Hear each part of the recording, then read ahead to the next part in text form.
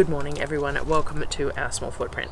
Today's video is my name's Nyssa and we're a family of 8 who live off-grid in Australia.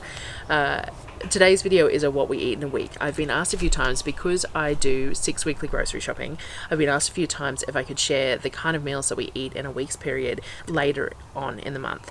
So I'm off for groceries mid next week, so we're in week 4-ish of groceries, and this is just what I've made this week for food. So this is when the fresh stuff's starting to run out and you have to plan a little bit more, but there's still plenty of food.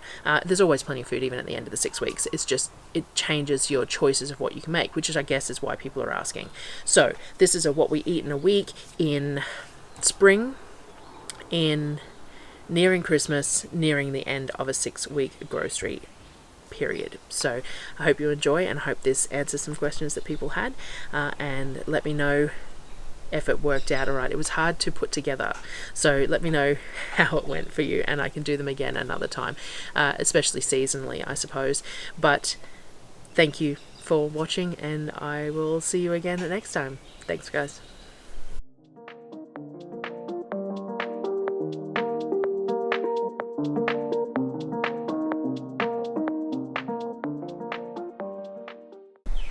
So we start every day with coffee. Darryl and I don't tend to eat breakfast as such. We just eat an early lunch at, say, sort of 10, 11 o'clock in the morning, and then we have dinner.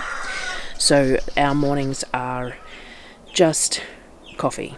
We make pour-over coffee, so we grind our own beans and then we put it into a filter. We're currently using compostable paper filters, but we have used cloth filters as well. It just depends on what we're using at the time. And we use coconut cream and we make coffee. So that is our breakfast. The kids have a variety of breakfasts. It's sort of a self-serve facility for breakfast for us. There's cereal until they run out during the 6-week period. There is, which they have with rice milk, which again until it runs out over the 6-week period. I sometimes will do overnight oats, or we cook porridge for breakfast. They really like chocolate porridge, which is just oats with some milk, kefir, a little bit of cacao, a little bit of sugar, just like that, cooked up. Sometimes I bake baked oatmeal. They have a peanut butter and jam one that they really like, or there's a carrot cake one that I make, or just a plain baked oatmeal, depending on what's going on. Other times they have leftovers, so they sometimes have whatever they had for dinner for leftovers for breakfast. A variety of things. Smoothie pops when there's smoothie pops for them to have. They are allowed to eat pretty much whatever they want for breakfast within the scope of breakfast foods that we've assigned, and they are self-serve. Because of a morning I'm normally doing stuff like voiceovers for videos, tending to the animals, getting plants sorted, or getting typing done, or admin work done, or anything like that. So I get up about 5:30, 6 a.m. and I generally work through until it gets too hot doing stuff before I come out, and then we have our breakfast or lunch, which is generally always something cooked. So I generally cook 2 meals a day, every day at least. Sometimes their breakfast is cooked as well. We only have snacks every now and again, but the thing that we do first is we start the day with coffee. That is very important for my functioning of the day. So day 1, we had quesadillas for lunch today. I had minced up one of the pork roasts to use for a variety of things. So I'd minced it up and then cooked it off, and therefore I had it in the fridge to use for whatever I wanted to use. So this morning we had quesadillas. We used the store-bought burrito wraps from Costco. I buy some of these each month to use for simple meals. The kids can have them for simple lunches. Sometimes we do breakfast burritos, sometimes we do quesadillas. Whatever we want to make out of them, we make out of them, and when they run out, they run out, and I make tortillas myself anyway. So it's just a little bit of a shortcut for some days. So we used the pork and some tomato and some salami, a little bit of apple butter barbecue sauce. I had some cheese on mine, but no one else had cheese on theirs, of course. And then we fry them up in the cast iron pan till the tortillas are crispy. Slice it up with a pizza cutter and serve it as a meal like that. It's a nice simple meal, but it's filling and it doesn't take too long, and it uses whatever you happen to have around. For dinner that night, I still had that pork mince to use, so what I did was I made steamed pork buns. This isn't very good footage of this, but I did get more footage to share the actual process of them. This is just a snippet. So I used that pork mince and I made it up with a bit of a hoisin type sauce, a homemade sort of a hoisin sauce, and I stuffed the dough that I had made with the pork mix, and we steamed those and had those for dinner. This is a favourite sort of a meal from the kids. The problem is that it just takes so long because you have to steam them in batches. I do have 2 pans going at a time, but it still takes a while to steam them, and it's hard to put anything else with them when you're already using the burners for steaming and stuff, so we end up eating them on their own, which isn't the healthiest, sort of a dinner out, but I probably could put a whole bunch of veggies in the mince. I just didn't think about it at this particular time. Day 2, for lunch we had sourdough flatbreads. So I did the overnight sourdough that I do for my flatbreads the night before, and then the next day when I'm ready to do breakfast, I fry up the flatbreads. So I just roll them out into about a 60-gram balls, and I flatten them out, and I cook them off in the cast iron pan. So I cook them, put a tiny bit of lard in the bottom of the pan, and then cook them off. We had this particular day with a jar of chicken. So I pulled a jar of chicken off my shelf, I warmed it through, so it just becomes like shredded chicken. I made mayo from scratch, and then I mixed that mayo through the chicken, so it was sort of like what I think the Americans call sort of a chicken salad, except it was warm. I don't really know what we refer to it here, but it was shredded chicken and mayo. And we had that on sourdough wraps. We also had it with some sauerkraut and a bit of extra mayo and whatever anyone else wanted. There was some lettuce from the garden that was brought in, I think. There was still a couple of tomatoes left that were used. I think the kids had apple butter barbecue with theirs as well, but it was just a jar of chicken heated up with some homemade mayo on sourdough flatbreads for that meal. For dinner that night, we had some of the chicken skewers that had come from the hamper. So I had pulled them out the day before to defrost, and there was 2 packets of chicken skewers. One appeared to be some sort of a barbecue sauce, and one some sort of a satay sauce. So I just mashed a bunch of potatoes. We had the chicken skewers and then a big bowl of steamed veg to share out for dinner as well. So that was a really simple and easy meal to use that hamper meat. You just have to remember to pull it out to defrost, which I did, so that was cool. The kids have a real love of mashed potato, and it's just such an easy thing to make and know that they're going to eat, and the steamed veggies get eaten more if there's mashed potato served with it, so that works fine for me. On day 3, I made a overnight focaccia, sourdough focaccia. I did forget to film it once we were actually serving it, but all I did was cook the focaccia off once it was ready to go, though it probably could have been proofed a little bit longer. I was in a bit of a rush. The temperatures have been fluctuating so much that it's hard to judge the dough rising at the moment. So all I did was I cut it into squares, like sandwich type squares, and everyone had it with eggs and ham or bacon or whatever we cooked up. So we just did fried eggs up. I made some more mayo, I think, and then we had ham or bacon or maybe leftover chicken, I'm not sure, but some sort of meat and eggs we had on that. We have plenty of eggs at the moment, so we definitely try and use eggs as much as possible in meals. We can end up with, 6, 7, 8 dozen at a time if I'm not careful to make sure to use them. They had smoothies today as a snack. They don't always have something prepared as a snack. They are welcome to have rice crackers and hummus, so I make hummus for them and they have it with rice crackers, or they have peanut butter on rice cakes or carrots or apples or anything like that. They access snacks whenever they want during the day within the scope of what is offered, but sometimes we do some extras. So today we did smoothies. This was with frozen mango that I had processed, frozen pineapple that I'd processed, mandarins that I'd processed and frozen, some frozen berries from Costco, some milk kefir, a little bit of coconut cream, and water added to thin it out a little bit. And we use these smoothie jars that are from Kmart. I really like the fact that the lids on these are the same as a wide mouth mason jar, so I can purchase spare lids for these jars and they will fit for them to use. I like to use these for my iced cold brew as well, which I still have to do a video on for you. So they had these smoothies as a snack. And dinner tonight was bolognese. So I make my bolognese in bulk. I freeze it in 1.2 kilo lots, and then I can pasta sauce in number 27s, which is about a 600 ml capacity. So when we have bolognese, all I do is I pull the 1.2 kilo lot of mince out to defrost, and I heat that up with a jar of the pasta sauce, and then we just cook whatever pasta. Today was just dried spaghetti. And we have found that we need 2 packets of dried spaghetti to that amount of sauce for enough for eating, and there's generally a bit of leftover for them to have for breakfast the next day if they so desire. Next day we had frittatas for lunch. So I used greens from the garden. I use silver beet and kale, and we had a tin of corn in there, some tomatoes because we still had some tomatoes diced up in there, and then some of the pork still that we had from 2 days ago. So I tend to cook all the pork off and freeze it in portions so that it can be used in however I want to use it.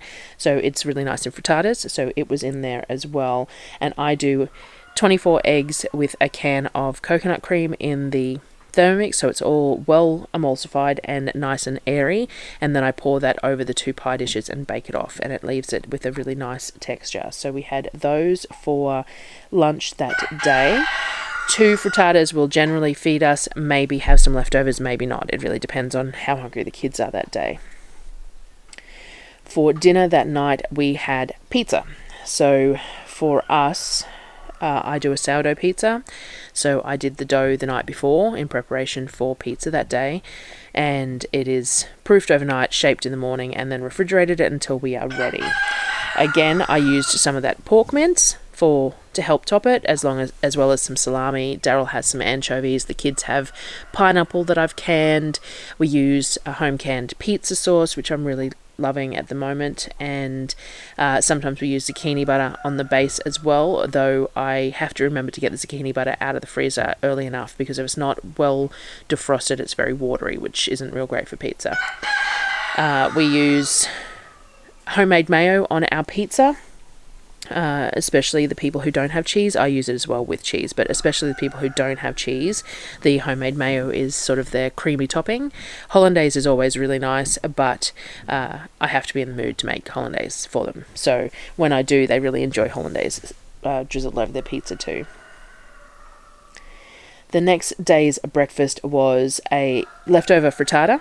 So obviously the kids weren't particularly hungry the day before, and we had a fair bit of leftover frittata, so that was lunch the next day. And there would have been something else served as well with the kids, probably just rice cakes and stuff as well, but the frittata was the main thing for lunch, and it was served with some sauerkraut. For dinner, I had pulled out a bag of the chicken thighs that I buy frozen from the butcher. So these are 2 kilo bags of skin on bone in chicken thighs that I buy, and I had pulled it out of the freezer the day before to defrost, and then today I deboned and deskinned all of those. I then decided that I would do something a bit different. I do this every now and again, but it's not a regular meal. So I diced them up into little squares, and then I decided I was going to season them with my faux KFC seasoning. So I seasoned my flour. It's a bit of onion powder, some garlic powder, some paprika, a bit of thyme, salt, pepper, things like that. And then I would dipped the chicken thighs into the flour, into an egg wash, and then back into the flour, and we fried them off in a little bit of lard. So just a shallow fry, not a deep fry, in a bit of lard. They crisp up really nicely. The chicken is always really moist when you do it that way, and it's just really nice. It means that chicken doesn't go very far in that kind of a meal because it's one of the main features of the dish, but which is why I don't do it that often, because it doesn't stretch the chicken as well. But it was a nice, something different. Also, of course, shallow frying in fat isn't the optimal way of eating food, so we only do it every now and again, but when we do it we really do enjoy it. So I did that, and I served it with mashed potato and steamed veg, and we also had a little bit of gravy. And I am lazy. I use the Maggi rich gravy, which is totally not great for you, but just so very tasty. So we used some of that on top of the chicken thighs with the mashed potato and steamed veggies for dinner. The next day's breakfast, we had okonomiyaki. So this is a Japanese cabbage pancake, and I make it fairly regularly. I've made it just recently on the channel, actually. We had some of the chicken thighs left from dinner the night before, just a handful of them, so I wanted to make something that could go with. So I decided to make okonomiyaki again for breakfast. I didn't have any fresh cabbage at the time though, so this was a bit of a test run. I used a jar of my pickled coleslaw. This coleslaw had beetroot and beet leaves, as well as cabbage and carrot and a range of other things in it, and we haven't actually liked it as much as pickled coleslaw because it's a little softer because of those leaves, the leafy greens in there. So we've had a couple of these jars of purple coleslaw that are sitting on the shelf. So I drained that and drained a 1 kilo jar of sauerkraut and mixed them together, and then made the okonomiyaki batter with that to give a trial run and see how it went. So it worked really well. The flavour was nice. It was definitely softer than making it with fresh cabbage. There wasn't as much crunch in the pancakes because everything was, there was fermented sauerkraut and there was canned coleslaw, which both have texture to them, but still nowhere near as much texture as if you had just sliced a cabbage up fresh.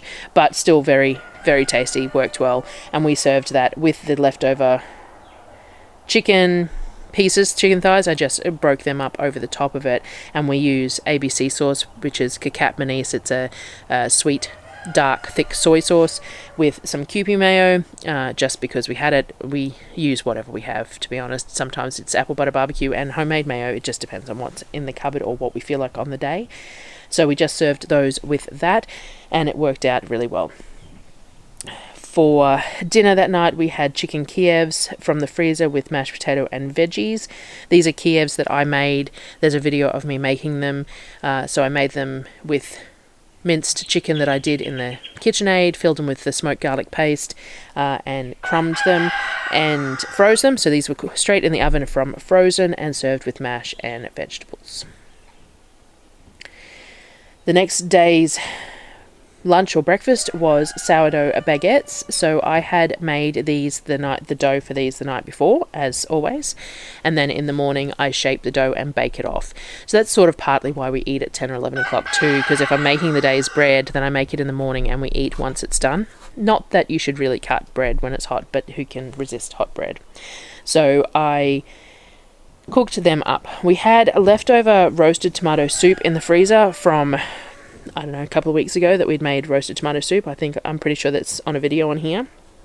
So that had been in the freezer. I had pulled it out of the freezer and put it in the fridge.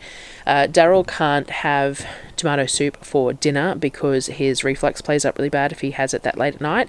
So we put it aside so that we could have it for lunches a few times. So we just defrosted that, warmed it up, and had it with the fresh baked baguettes. We did grate some of the salted cured egg yolk as well, so we had that sprinkled over the soup like a cheese topping. It is very nice, these salted cured egg yolks. They're definitely something that we will do again.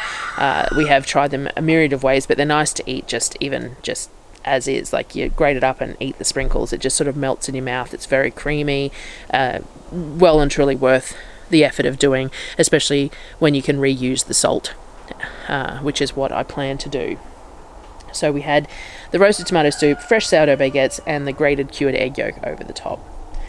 We did a snack today of popcorn. So I do popcorn cooked in a pot on the stove, just a little bit of fat in the bottom, popcorn seeds, lid on, turn it off when it stops popping, sort of thing. Very simple. We do a sweet and salty popcorn occasionally, but I have been known to burn it more often than succeed at it, so I just don't do it as often. So this was just plain popcorn. We use a bit of ghee over the top of it. Ghee, it works wonderfully, better than butter, because there is no water in ghee, which means that it doesn't send your popcorn soggy. So we did a drizzle of ghee over the top, and I really love this Delicious bacon seasoning. I'd really like to make something to replace it so I don't have to buy it, but I haven't got there yet. So I buy a couple of jars of this each 6 weeks, or every second 6 weeks, and we use it for popcorn and things like that. I like it on just about anything, but it's not exactly cheap, so I don't use it all the time. So it just had some ghee and bacon seasoning, and the kids had that while watching a movie in the afternoon because it was very warm, and a Sunday. And then dinner, we had one of the chicken roasts. So there was a whole chicken from the hamper that was pre-cooked and just frozen. So I defrosted that yesterday or whenever, and then I put it in the stove with a probe in it to check temperature, and we cooked that up. I also made an apple pie, so I made some pastry this morning that I used to make apple pie. I used a jar of my stewed apple filling in that, and then I also reheated some leftover lasagna for me. It was a dairy one that I had made and portioned out, because what I did was I made gnocchi for everyone else. So it's sweet potato gnocchi or pumpkin gnocchi. I can't remember which one this one. It's sweet potato, I think, by the colour of it.